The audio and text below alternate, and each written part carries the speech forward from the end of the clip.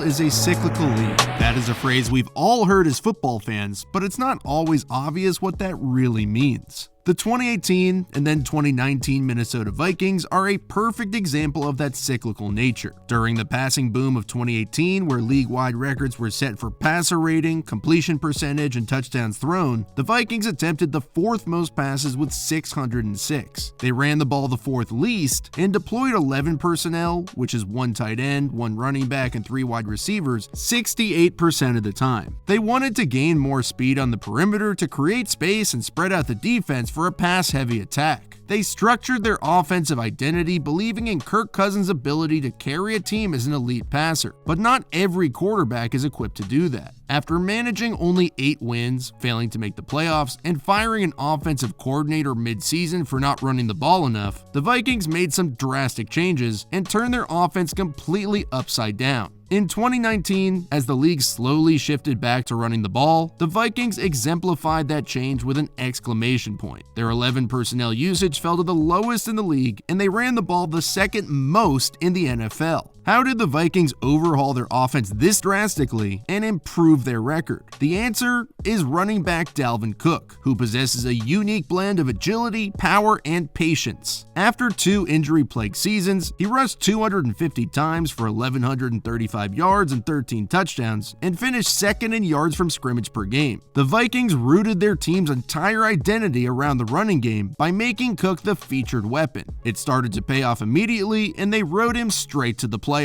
To usher in this change, they hired the zone run master Gary Kubiak to install his offense. Kubiak's system looks for that very agility, power, and patience that makes Cook so electric. Inside and outside zone are the pillars of this offensive philosophy, and are concepts I've talked about plenty before. So if you're new and want other examples of a zone scheme like Kyle Shanahan's, which is technically Kubiak's, I'll put links in the description box below. This is the outside zone. It's designed for the offensive line to take a lateral bucket step and push the defensive line down the line of scrimmage. You want to get the defensive line moving towards the sideline, but it's critical they're pinned inside to make easier reads and open running lanes. The running back sets his track wide and outside, aiming for the hip of the offensive tackle. After his third step, he will make his read. If he sees the defender leveraging outside the block, he will make a quick decision and cut back. In zone schemes, the running back reads the defense from the outside lineman to the inside until he finds an open seam. That third step is when he makes his decision. He has 3 different reads called bounce, bang, and bend. The bounce read is where the play is originally designed to go. If he sees the defender leverage himself into that gap, he will read each gap outside in. The next gap over is his bang read, and one more over is the bend. A common misconception with the zone run is that each offensive lineman is blocking a zone or area and is not matched up with anybody, but that isn't true. It all depends whether the offensive lineman is covered or uncovered. He's covered when he has a defender in front of him, which basically turns into a man blocking assignment. He will try and keep the lineman from crossing his face by positioning his helmet play side, meaning towards the play, and keep the defender inside to form the lane. The zone aspect is more for the uncovered linemen who don't have a defender in front of them.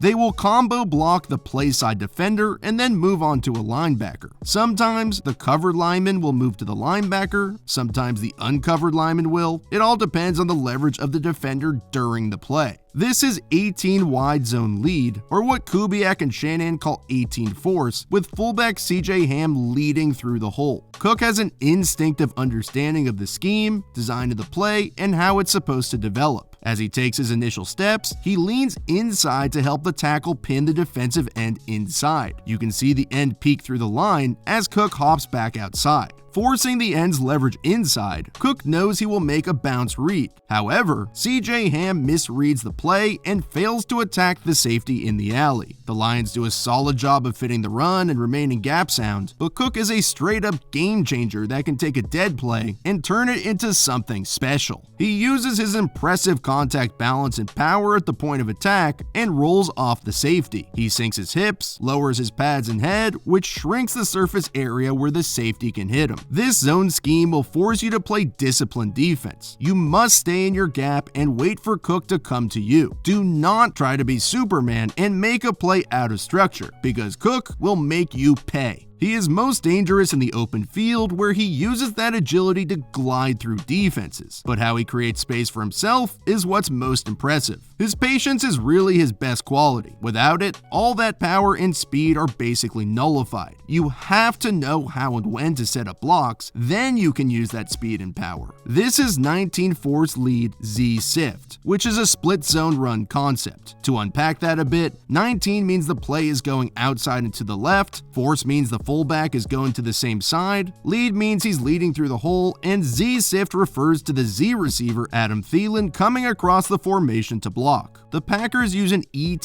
stunt to foil the zone scheme. The end will penetrate the A gap, and the tackle will loop towards the B gap. Cook is reading the outside end just like before. He sees the tackle kick out the linebacker and the defensive end jump inside. This initially produces a gaping hole with Ham leading through to kick out the linebacker. This looks like a home run until right at the mesh point, the looping tackle jumps into that gap. This is a great example of Cook's patience and ability to stay calm, whereas a younger or inexperienced back might get spooked and make a huge wild jump cut to get out of sudden danger, which would lead him into the backside defenders. Instead, he makes a tiny cut close to his offensive lineman. This is crucial because the linebacker ahead is reading Cook. By staying tight to his blocker, the linebacker thinks Cook is headed to the upfield gap, so Cook presses that gap to help his lineman gain better leverage to execute the block. All of this needs to be done slowly and patiently, so Cook can read the play and allow his blockers to get downfield while going quick enough that he can explode through that hole and evade the backside defensive lineman. He has elite agility and quickness in the open field, and when he finds that space, he's gone.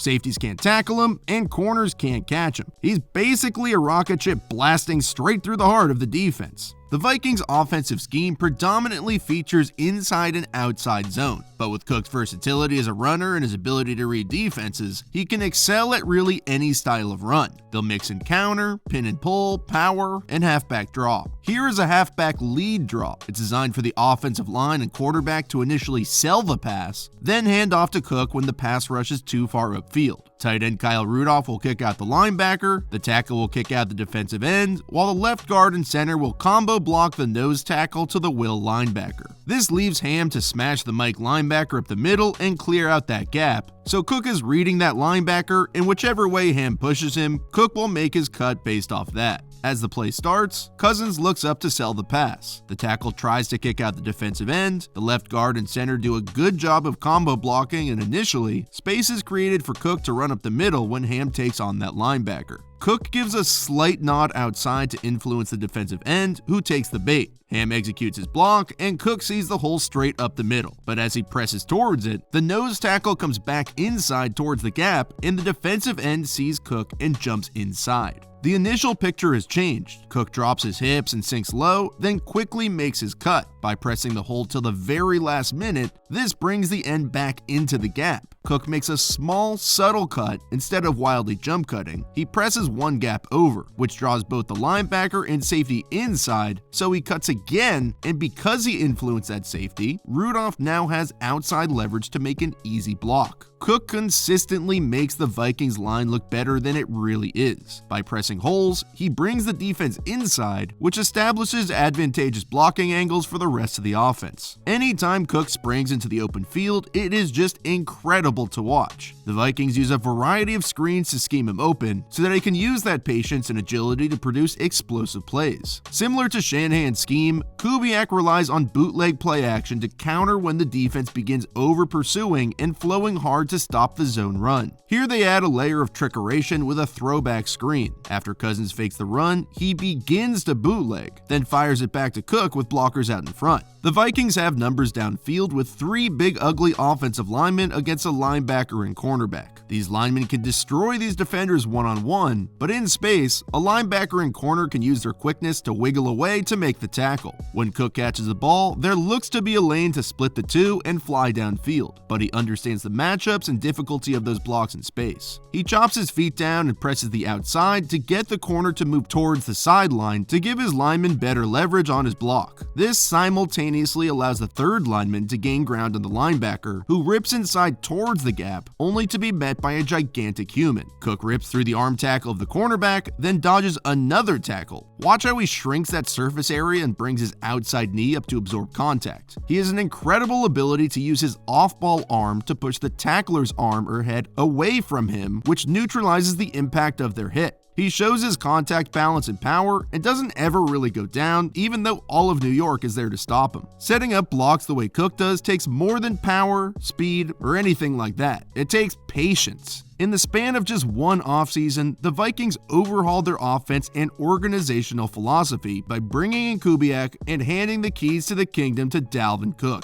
The zone runs, the lead draws, the play action, and screens are all a product of their trust in their running back, and in 2019, he delivered. Now that Kubiak has installed his own offense, a showdown with Kyle Shanahan and the 49ers in the divisional round will be a strikingly similar battle. Old versus new, zone against zone. Whoever wins that battle, one thing is for sure, the zone scheme and Dalvin Cook are going to slice you up.